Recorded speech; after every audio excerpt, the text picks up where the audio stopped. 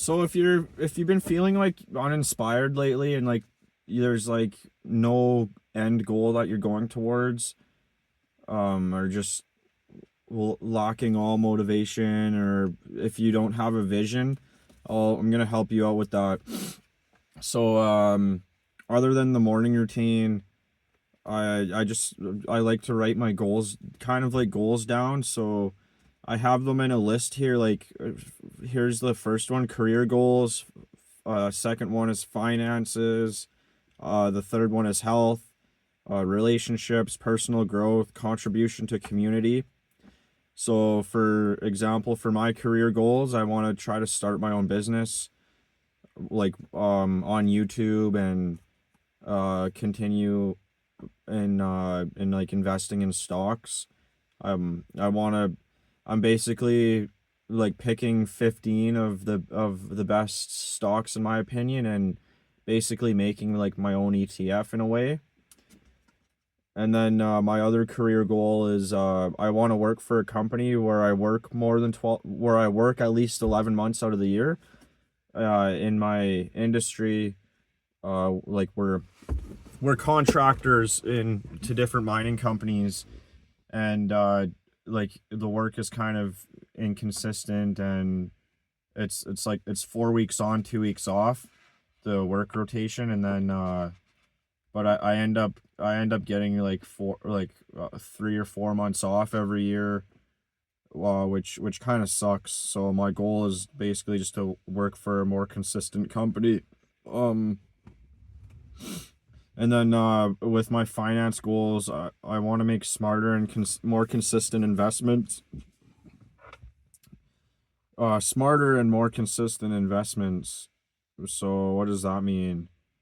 That basically means like dollar cost averaging, um, and like seeing the market and the companies as like a long-term goal, or well, like you know what I mean, like a long-term vision, for the future. And my health goals is I want to be more active, and I want to breathe deeper. Um, just because I find myself like I'm not as active as I should be, and I find myself just kind of sitting there like hardly breathing, like, and and so like that's not so good. And relationship goals is like I want to talk to my family more, and like be more honest and open, so I'm not like just isolating, because that's not good. And my personal growth is basically just the same as health, in my opinion. It's like, yeah.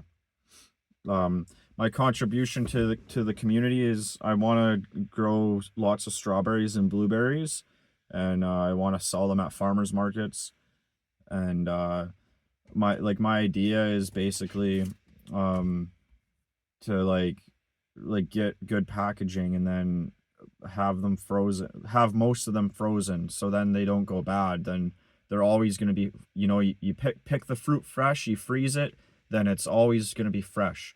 You're not going to be buying fruit that's not ripe. You're going to be getting fresh fruit. That's why I like buying frozen fruit a lot of the time, especially when it's out of season.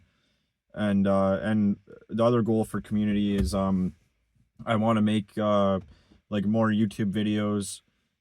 Basically, like I want to make YouTube videos that's like talking to my younger self, and how to help them and how to get them to the next level, and basically just share some wisdom that I've learned.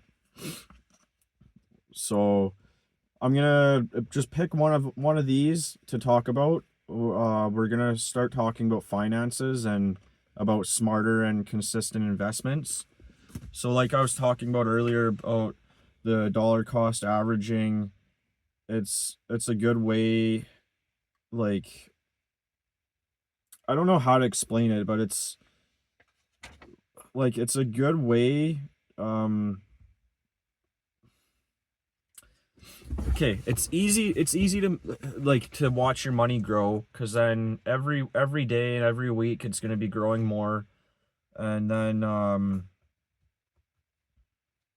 yeah, I don't know what else to say. I'll make a more in-depth video about dollar cost averaging because it's really important and it really helped me.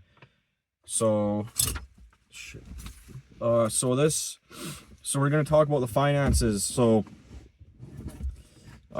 you gotta like everything you want to do in life, you gotta start with the why. Like why, that because like you don't need to know how, you don't need to know where or who like you're gonna connect with. You don't need to. All you need to know is the why. If you have like if you have a strong enough why, then you'll be able to do anything. Because if you really want to do it and if you really want to help other people, then you'll do that. So I basically just wrote like one of my goals or visualization is like I need lots of money for myself, for my family, and for other people. Um, but yeah, anyway, it just don't worry about that. So we're gonna be comparing two different stocks. It's gonna be Google versus Broadcom. So I'm just gonna talk a little bit about Google for a second.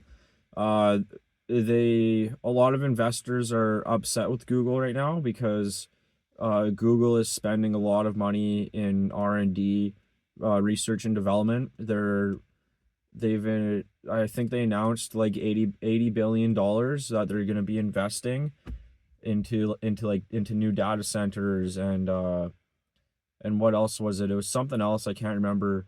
But basically Broadcom is going to be getting 20% of the market share for what Google's investing in. Um and then Google also invested I think 50 billion into Broadcom.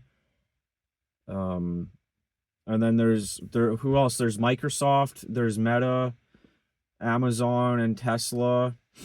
They've I think combined with Google, Amazon, Meta and Tesla, they all combined I think $300 billion investment and into like data centers, and Broadcom is going to be getting like a big portion of that.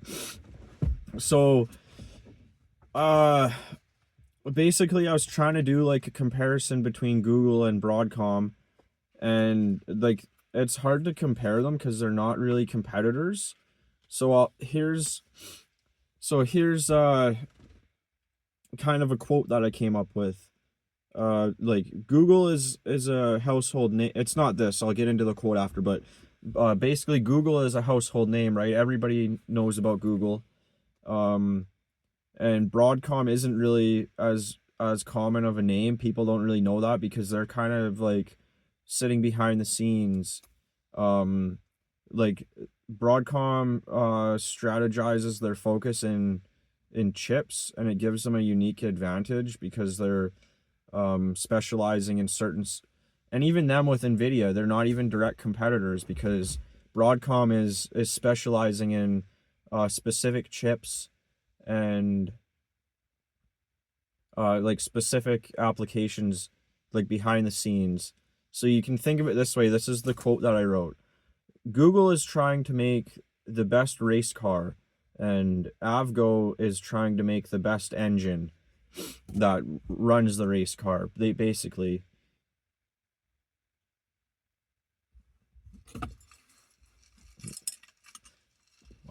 need a drink. It's like 20 below right now, and I'm drinking iced coffee.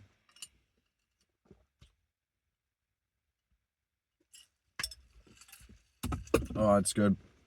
I found these new drinks at Costco.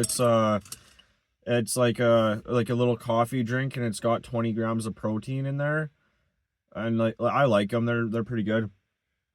So they're just not that strong as the thing. It's like just like a normal iced coffee.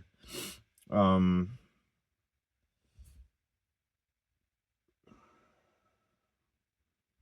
you gotta be fucking joking.